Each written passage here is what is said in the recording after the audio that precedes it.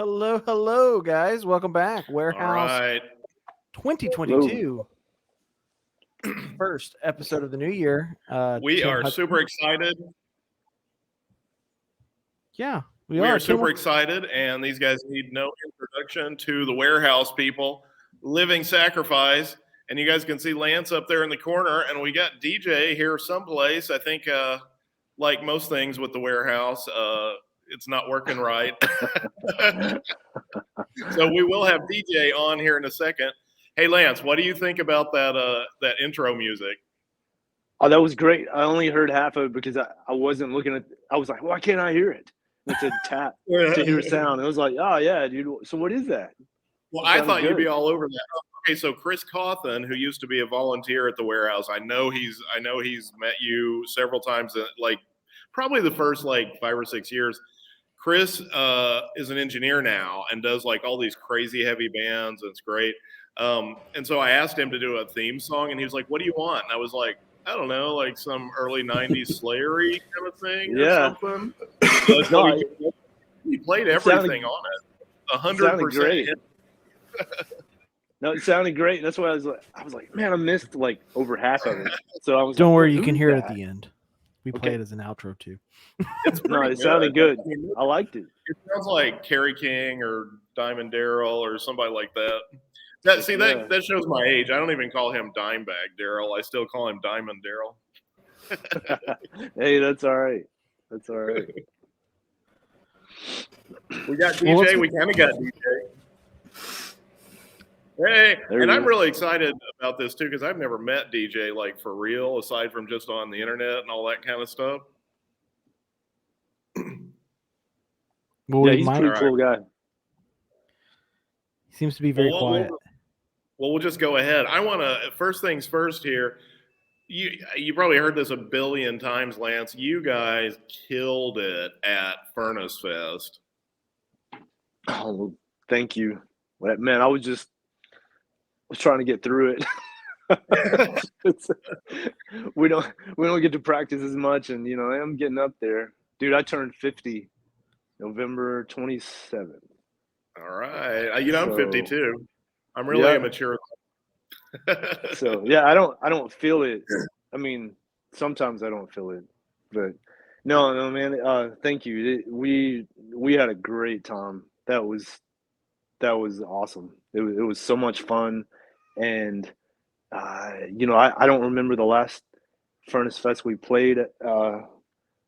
Gosh, I don't know when it was, but I really didn't know what to expect. But it was just. I'm gonna let my cat out. So, all right. Sorry. Have you guys seen that? Have you seen that book? Have you guys seen that book of metal guys and their cats? No. No. Some photographer went around and took, pictures of like these super like, Deicide or, Behemoth and bands like that with their cats, man. And it's like these guys with like, screws sticking out of their arms and they're holding a little kitty, Yeah, dude, we have a small zoo here. We have 4 cats, big German Shepherd lab. We have a snake, fish. Ooh, a snake. Wow. What kind of snake you got? Just a corn snake. Oh. But she's been with us for probably 8-9 years. The snake is the best pet I've ever had. The snake doesn't bite me. It's quiet. Doesn't eat much. Doesn't make a mess. So like if you just get past the creepiness, of a snake, dude, when I was they're awesome to have. When I was in college, one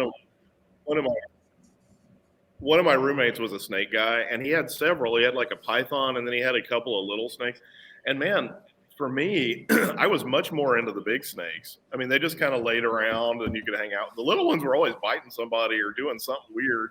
Like I was always a lot more scared of the little snakes than the big ones. That's that's most animals. I feel like Chihuahuas. Like I don't want to be part of a Chihuahua, but a lab or a pit bull, I'm cool with. DJ, it's nice to see you again, man. Man, I'm glad I could join you finally. Yeah. Had some issues with my we had some bad weather here, and the internet always is squirrely when Lance can tell you about it. Right. Yeah. Good old. I think we got it lined out now. So gotcha. Dude, it's like so cold here now. Like yesterday, what it was like 70 or something. Then it's like it's in the 20s. We had -1 last night too. Yeah, that's crazy. oh yeah. And we went from like 78 the week before. Yeah. So Yeah. That's why Lance has a cold, probably. Oh man, yeah. You know, say yeah. I'm on drugs, like Theraflu drugs. So yeah, if I start speaking nonsense, like DJ's gonna take over for sure. Well, Tim, let's get into the good old warehouse. DJ, I was just telling these guys I'm really excited to meet you. Oh, it's nice to meet you too, Tim. Definitely. Well, you're basically a legend around here. So what? Okay, so just to start, like, kind of not really at the beginning, but like, so tell us what you're doing nowadays. I'm actually just trying to get some property together, and I'm moving out to down the road from Lance, actually, on some property. And so I've just been renovating the house and trying to take care of a lot of issues with it, and there's a lot of acreage and stuff there's always something to do, you know. Yeah. I just got my tractor back after you're telling me that you guys are going to have like this 3 weeks. So I finally got my tractor back so I can do a little bit more work now. So you guys are telling me you're going to have like living sacrifice compound in Arkansas, so we can start having like big festivals out there and stuff. I got the room. So okay, so yeah, DJ's always showing me like take us all the way back to Sorry, go ahead. So take us all the way back to pre-living sacrifice, Lance and DJ. You guys have known each other like forever, right? Like through high school and stuff. Yep. Oh yeah. Oh, before that, like second grade, maybe Mm-hmm. first and second grade. So DJ was a year ahead of me, but we always went to the same schools. Was I in first? You in second? You were in first, and I was in second, I think. Yeah. So at what point did music start coming into that? Man, pretty much from the beginning, like we loved being outdoors, like riding like dirt bikes and 3-wheelers, and we loved like metal. Like our metal back then was, Black Sabbath and anything that looked evil. We gravitated towards that. So yeah, Kiss and Black Sabbath. You guys leapfrogged over the Def Leppards and the Bon Jovis and all that kind of stuff, and just went straight for the real deal. Well, no, I mean I like Def Leppard, not Bon Jovi, but yeah. When we were definitely into Def Leppard and early Motley Crue and stuff like that. Definitely rock and roll. Anything that was extreme. We both went to see Bon Jovi open up for Rat at Barton Coliseum. That was when Rat was bigger than Bon Jovi. Can you imagine that?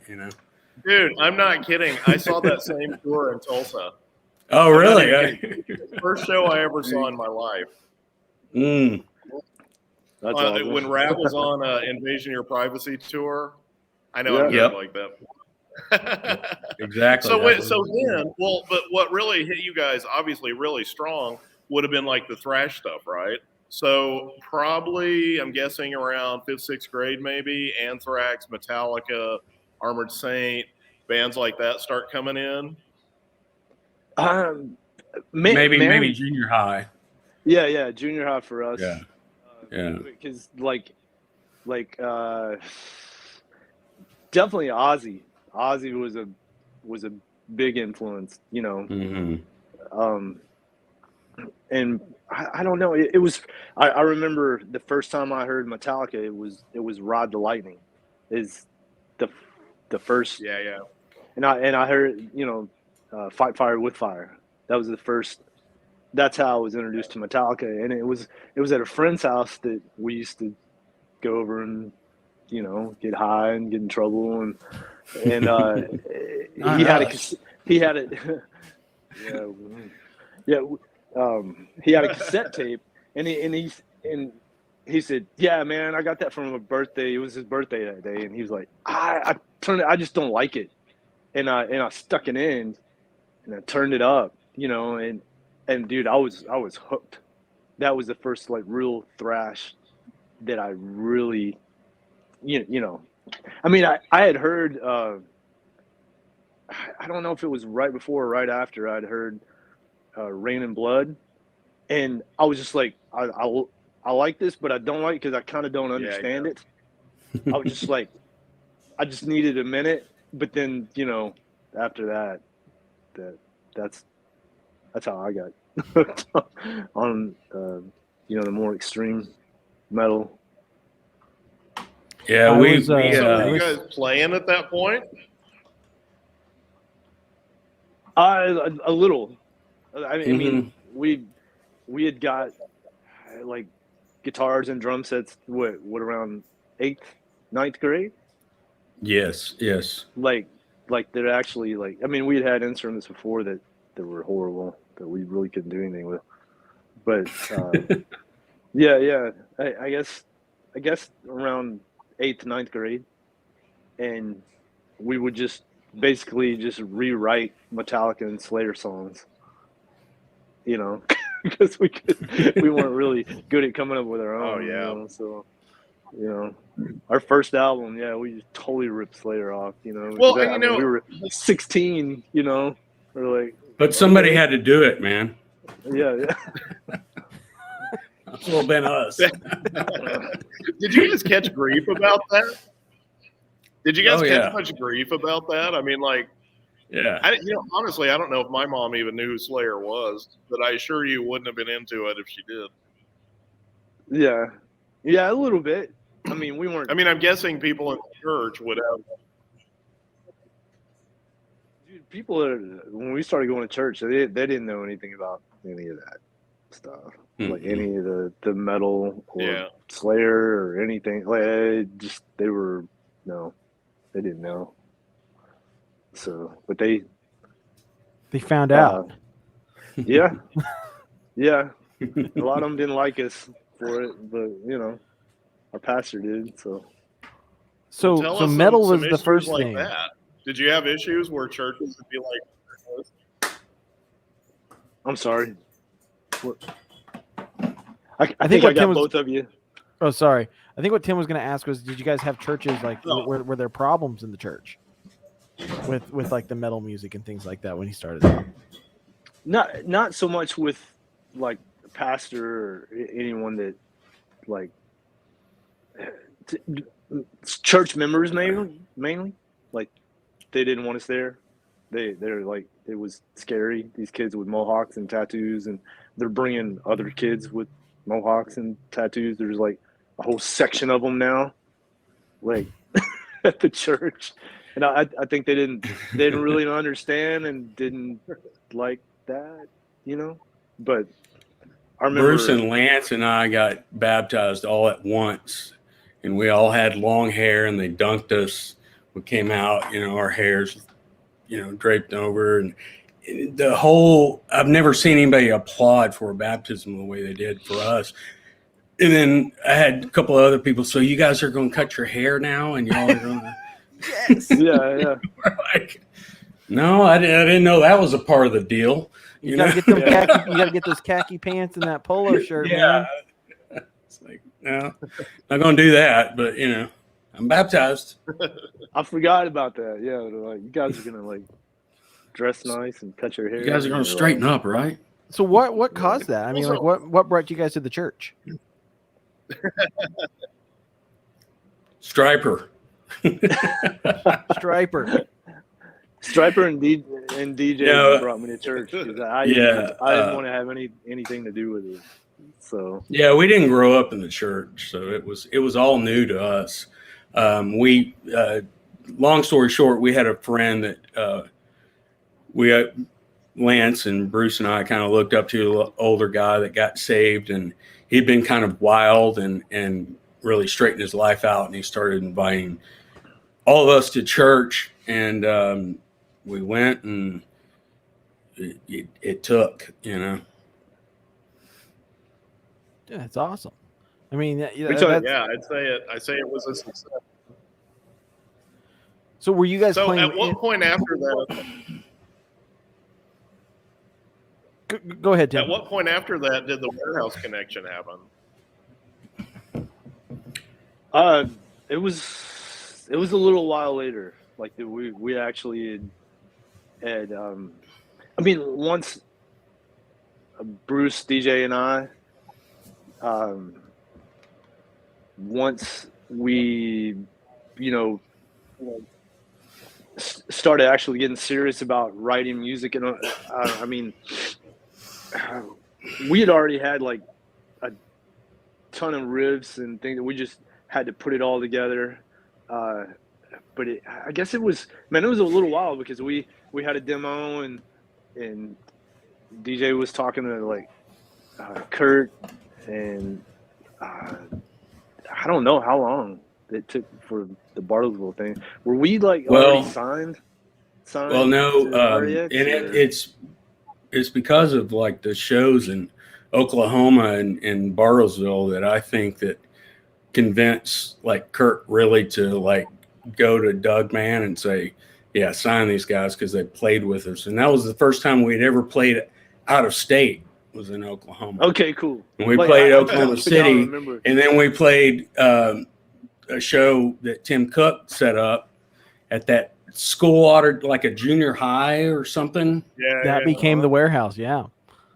Yeah. Well, yeah. And it wasn't the warehouse then. This was like at a school. This is before Tim had the warehouse. Right. Yeah. And then, you know, like a year later or sometime later, we got it. He was going to open the warehouse, and we got to open up for the Crucified. Did we already have a demo out? We had a demo when we opened up for Believer, but we our album was just coming out when we opened up for the Crucified. Okay. It was just about to come out, so. Or we had just recorded it. I don't know. Here, it's been 30 years. Those are completely.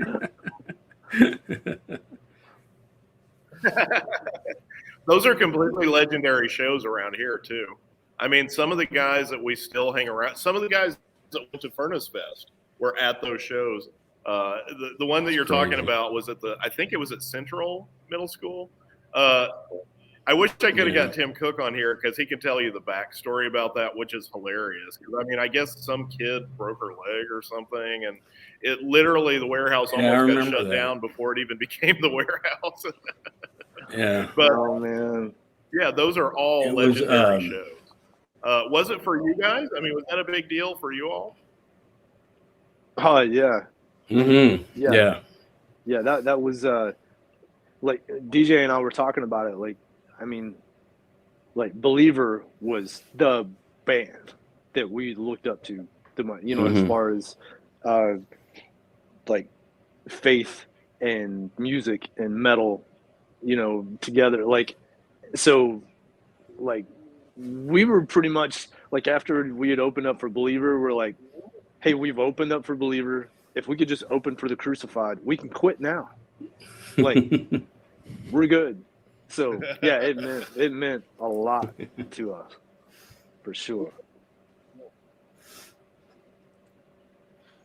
Well, what did you think of the warehouse as a venue, though? I mean, obviously playing at school is kind of like playing at a American Legion or something, but I mean, like an actual venue with a stage and you can do what you want to do. What were your thoughts on the actual warehouse?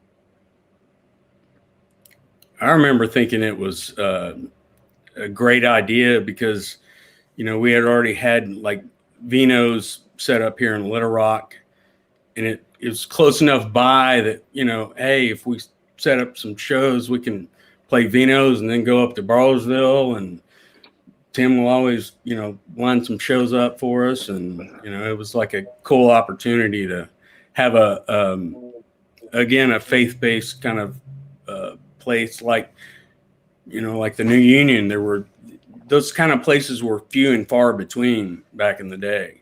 And you were guaranteed like a good show when you went there. And that was, ask Lance, it was not the case most of the time. Yeah, no, it was definitely a good place for us to kind of grow up as far as like playing out. And we always felt welcomed, always had good shows, always had good like crowds, participation. And, it was a great experience for us. Dude, that's for awesome. sure. So I know, like we were talking, and it was really hot there. yeah, there was no air conditioning in that bad boy. That Crucified show was brutal. Oh, I'm sure. Oh man, yeah. So we were talking earlier about like your faith journey started with you guys are into this music, you were getting into what you were doing. Were you already a band and then you guys kind of became Christians and the music evolved, or how was that process? No, we got saved and into the our beliefs and started a band right away because I had Lance as a drummer and Bruce as a guitar player. I was like, let's start a band immediately. And then we took a year off and actually said, maybe God doesn't want us to do this. If it's going to happen, it's going to happen. And then things started to fall into place, and it was clear to us that we need to go ahead and do this. So that's kind of like our decision, but we held off for a good like 11, 12 months, Lance, before we restarted and then got Jason. Yeah, we're just kind of didn't. I don't know. It's such a long time ago. You're not that old, Lance. You said in the beginning you're Theraflu's kicking in, man. Yeah. Like seriously, it is like It must I'm be drinking a Monster too. It must be like it's not even just the weather and everything. I mean, like even it seems like the Wi-Fi and the internet in both places are kind of wacky right now. Like Tim's in and out, which is bad because I'm 33 years old and not really old enough to remember the warehouse. So I get to hear cool stories about the warehouse. But after, you start playing this kind of regional circuit that you're doing or whatever, how, what happens after that? What was our first tour? Like, was that, when was that, DJ? When we went out for a few months? Yeah, that was 92. Our record 92. came out 91? It came out like right before we played Cornerstone, and then right after Cornerstone, we went on our first month-long tour. Yes, and then the Non-Existent tour was 93, and then Inhabit was 94. Yeah, we just started tour as much as possible and play everywhere after that. And what were those early Cornerstone shows like? Oh, they were awesome. I think. Yes. What was the first year? Did we play or we just went? Like that we went in 91, and that's when we met like Mark and Doug was there. We had already recorded the album, but it wasn't out yet.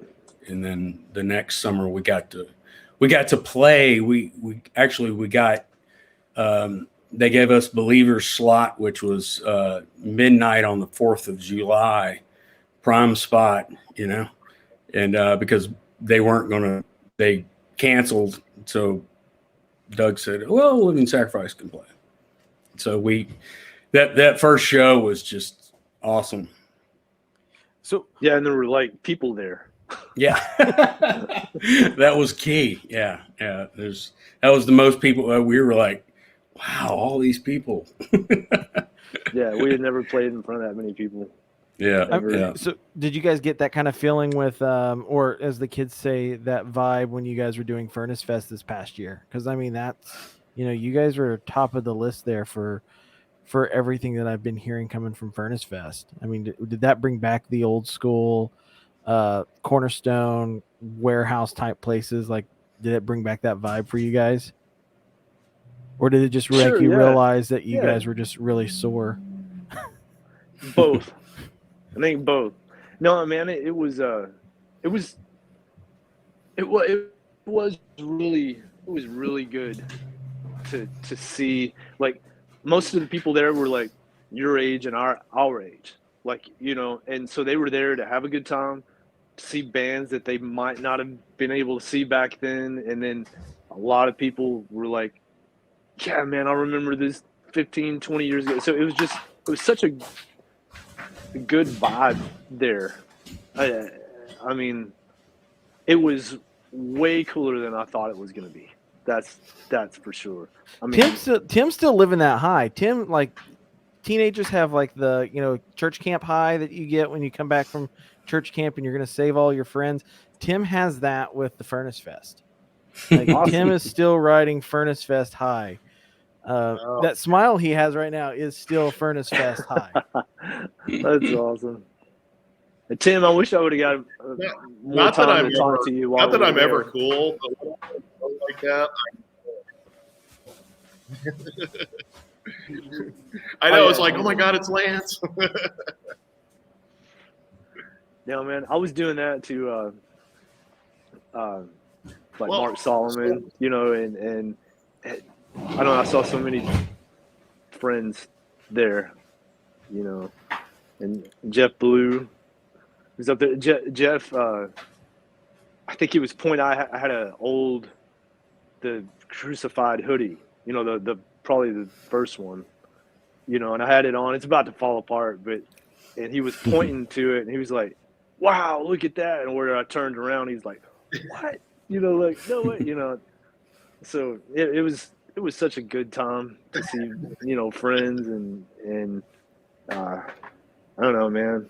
I hope we can play it next year, or at least I hope I can just go, or something. It was really good. It was really good. I'm glad they did that. Like, right? No, I think that was a great time. What? Oh, Tim was saying that it was a moment in time. Oh yeah. Yeah. I wish I could have been there. I was supposed to go, but Lance wouldn't let me. What? I had a family thing come up. We were going to do a song. I think it was like every.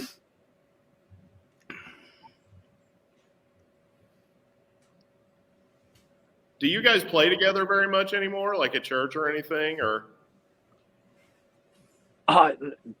Dude, we don't really get to play until we play a show like once a year, or maybe 2 shows a year or something. So we don't really get to.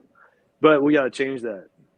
When DJ gets the Fortress down the street in the studio, we're gonna have to write some music. Getting built. For sure. So DJ, are you building a studio at the new place that you're getting? Your compound? Yes. Yeah, I'll build. Like I don't know if it'll actually be like a studio, but it'll be like a rehearsal spot and like. Oh wow. Be able to, do some demo recordings probably, but nothing up to standards of like what Jeremy. Wow. Or Jeremiah could do, So are we getting Living Sacrifice singles once that happens? Like, is that going to become the thing where we're going to get more recorded music maybe? Ask that guy with the guitar next to him. Oh. That'd be you. Man, hopefully Hopefully we'll do that. Yeah. Do people put out like full albums anymore? I mean, Dude, they don't, guess- man. Me and Rob Zombie seem to be the only two people that are mad about this crap. Like you had stuff that, like you were talking earlier about your musical interest. I actually stole the Astro Creep CD from my children's pastor. When I went to his, he like had a little box of his stuff that he had from like before he was a Christian and things, like I guess to look back and see how far his faith journey traveled. And his faith journey traveled all the way into an Astro Creep CD and stuffed into my starter jacket front pouch pocket. Yep. And I went home and I was like, this guy's a nut. He should be listening to this every day. Yeah. And so, I was like, man, he's like screwing us over with this VeggieTales crap. This is bull. Like, get this out of here. Oh, man. But I would love more Living Sacrifice. We had Reformation Fest, and Living Sacrifice was thrown out there about like 3 or 4 people that wanted us to have Living Sacrifice next year. Oh, right on. Thanks, man. There you go. And it's not too far. Yeah. Well, we need to write something for sure. We just, Well, I don't want to take it down the. I don't want to take it down the business angle, but that I am interested in that a little bit based on what you're just saying. Did Furnace Fest give you a bump like that? I mean, were you selling like a bunch more shirts and downloads and whatnot as a result of that? Man, I don't think so. I mean, I think we sold like pretty good while we were there, like T-shirts and stuff, because it was like a huge festival. But downloads and things like that, I really couldn't tell you. I don't even.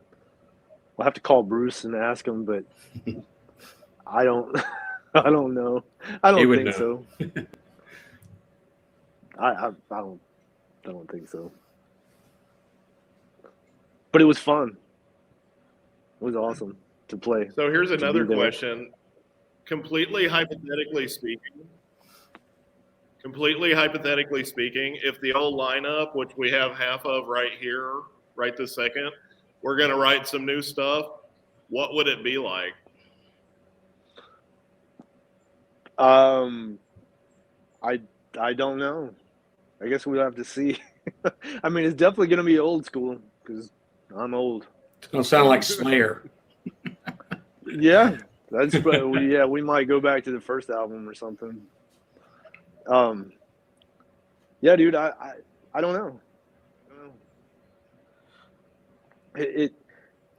I know maybe like a Malevolent creation type. What do you think, DJ? When you think of that? That's what I would think. I would like Malevolent-ish type stuff, I'm cool with that. Retribution era. Yeah.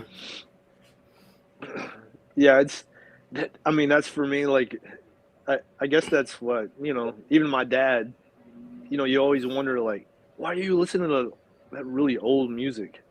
I wonder why my dad was listening to all this old stuff, like all these jazz records that were around before I was born, and I'm like, how do you listen to something? And that's totally what I do when I want to listen to something and I can't figure out what I want to listen to. I just go back to the old Slayer, Anthrax, Megadeth. Like I just go all the way back there because that stuff never gets old to me. So I'm pretty sure it'll be something older and heavy and maybe with a twist of something new. Hopefully we can do that. So Lance, since you talk about going back, what one album can you always put on that's from the past, and what is the band that would be more current that you would listen to if you just can't find anything you want to listen to? Past, probably any from the big four, like Master of Puppets, Peace Cells, like Saint Anger. No.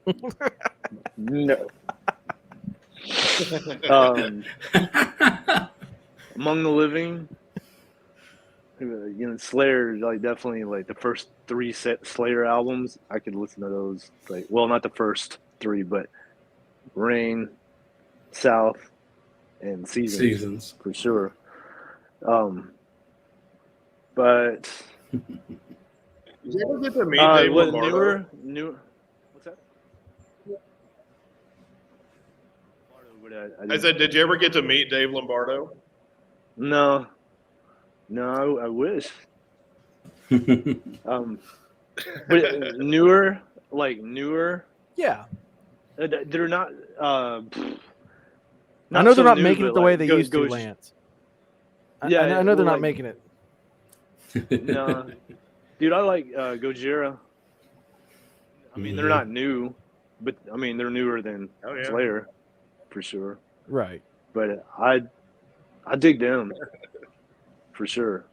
Like that's a band like that. It's few and far between for me that a band will come out and just really like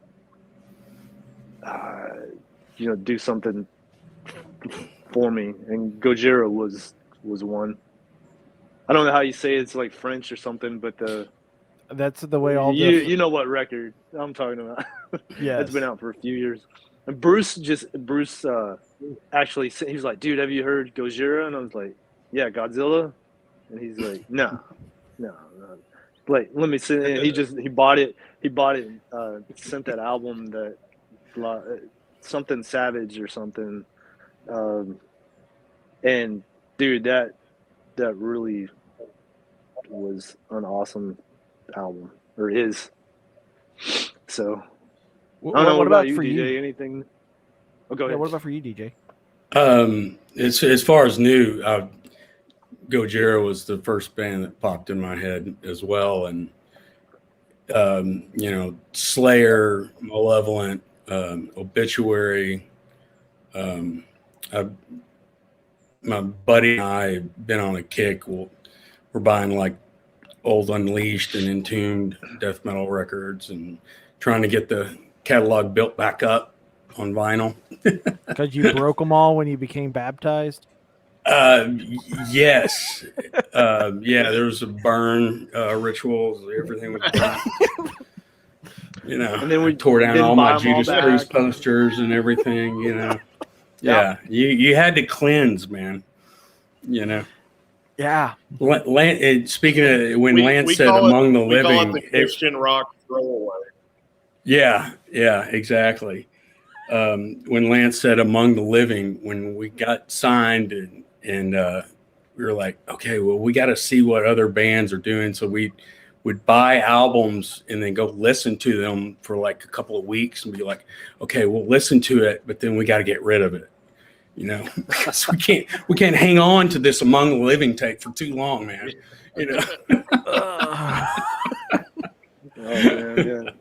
I always think of like that episode of South Park when they're trying to find their sound and they download the Napster.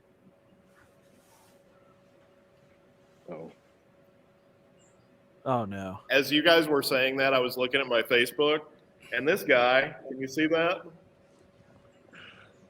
Yes. Bruce is posting old Van Halen shows. That's a shocker. Funny. Yeah. Well, guys, I mean, so what about the bands that you guys obviously influenced? I mean, a lot of the bands from our scene that blew up to be really big. I mean, I would, right off the top of my head, I would think Zao, Norma Jean, Under Oath. A lot of these bands, Living Sacrifice was a direct primary influence on. Do you guys hear yourself in the other bands from our scene? Man, I don't know. I'm like the bands that you just named. I think they have their own sort of. I really don't. I don't hear us in there. You tell me. Well, according to Lance, according to Wikipedia, your guys' Wikipedia page, which they want me to pay $2 to, says that bands that mention you guys are As I Lay Dying, Throwdown, Demon Hunter, Under Oath, Haste the Day, Saving Grace, Seven Horns, Seven Eyes, and many, many more. That's nice. Exactly. Oh, and Hanson. Hanson. Yes. Wait. The band. Hanson. Yes. Because you guys didn't secure it, I added it into your Wikipedia. Oh, that's odd. You talking about like Mbop? Yeah, Mbop. Yeah. Oh, okay. Yeah, I can see. You know, we have a little influence over that. I wish we did. Wish we had that paycheck. Right? There's one song on Hammering Process that I could really see Hanson being influenced by. I don't remember the song title, but dude. Yeah, please go in there and just make up stuff like that. I mean, I don't even know how to get into Wikipedia to do that, but that would be funny. I'm totally okay with that. Oh. Dude, hey, so what's on the schedule right now? Is Furnace Fest? No, I was just gonna mention like one of the bands that I can still listen to today, and they're still putting out like really good music. It was is Napalm Death. Yes. Like they still just come out and put their fist in your face, and they're not trying anything new, but it's just still better than anybody else can do it. No one can do it like them. So anyway, but sorry, you were saying Furnace Fest. Well, and now you talk about Napalm Death, and plus Barney's got that like I can't do it like he does, like at the mic, and then he like kind of goes like this the whole time, and it works. Yes. Yeah. It just works. It's awesome. Well, I was saying, what do you guys got on the books right now? I mean, are there shows? I mean, they've already announced the next Furnace Fest. I mean, LS should be playing. I mean, of course, with the success of that, everybody's saying, are they going to bring Cornerstone back? Do you guys have shows like starting to stack up? No, we don't. we don't really have any plans or shows right now. So, I mean, hopefully we'll get to play Furnace Fest or see how it goes. Back. And yeah, I'd love to do that. We are no plan. reissuing Non-Existent on vinyl for the first time. That's something that should be maybe nice. spring or so. It's getting remastered by Jeremiah Scott, and it's sounding really good.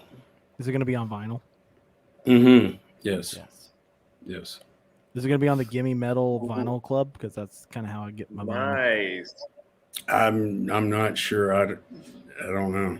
Don't worry, I already got the Hanson thing on there, so I'll get this one fired up for you guys too. Don't worry. Awesome. So is there going to be? Here's a nerd question: is there going to be like vinyl variants and stuff? I mean, you're going to have like all different colors and whatnot with it. I think we're going to have a couple of colors. I think we're just going to.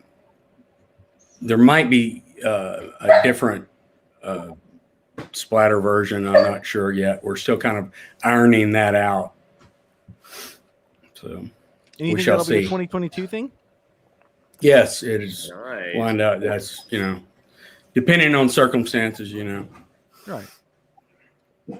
But everything's getting all the nerds artwork like and me all will that. Yeah. Hold on one second. I got to let my dog out.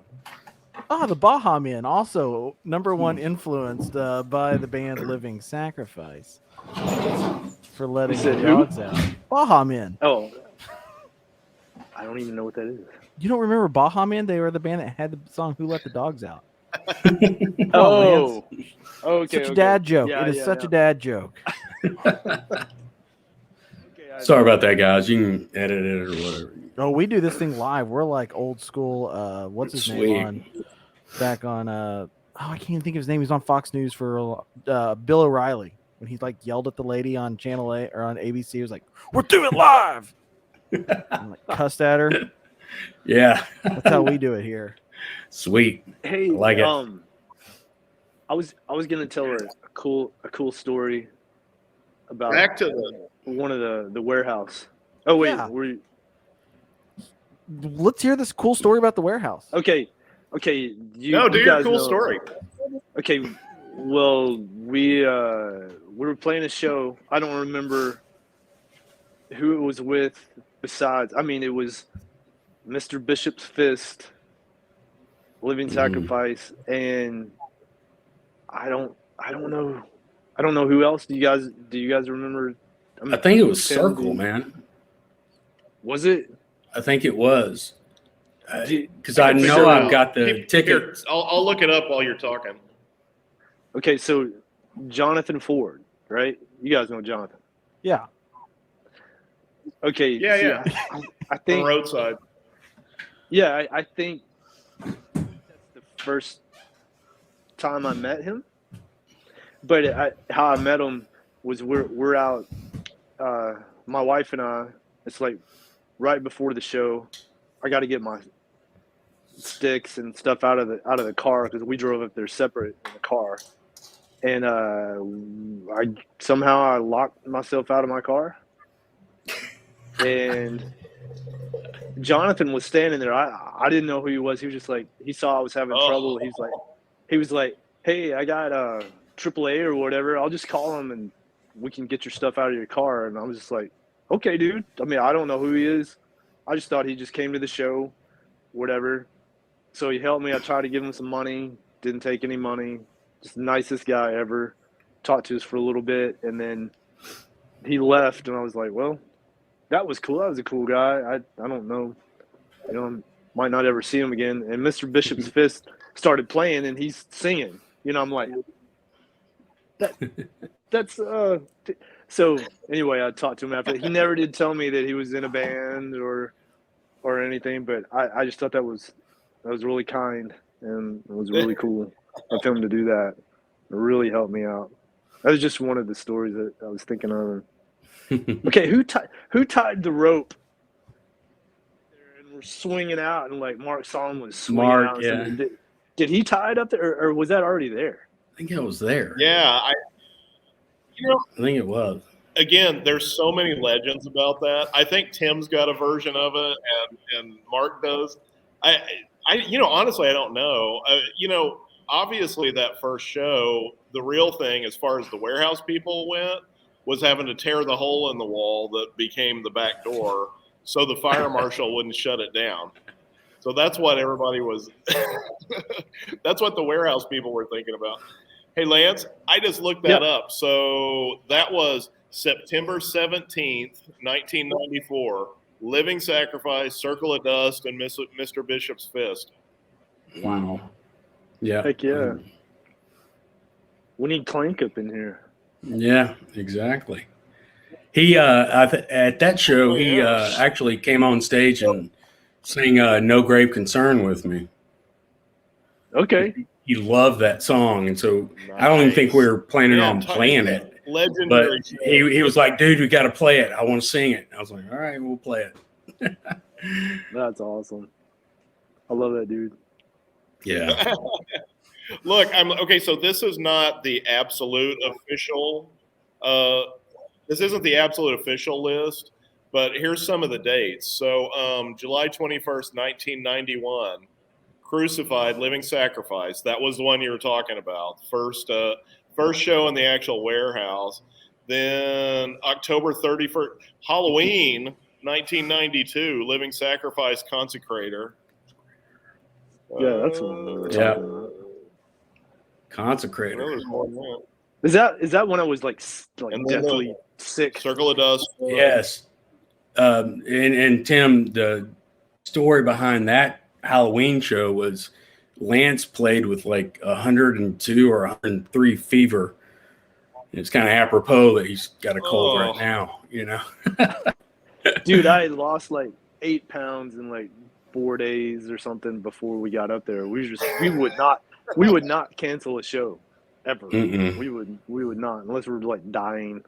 We were not going to cancel a show. So that's metal, man. I don't know how metal I am now. I would probably That's real metal. the show.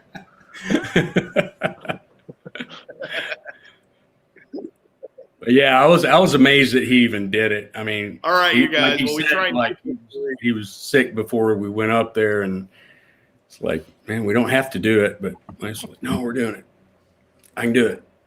All right.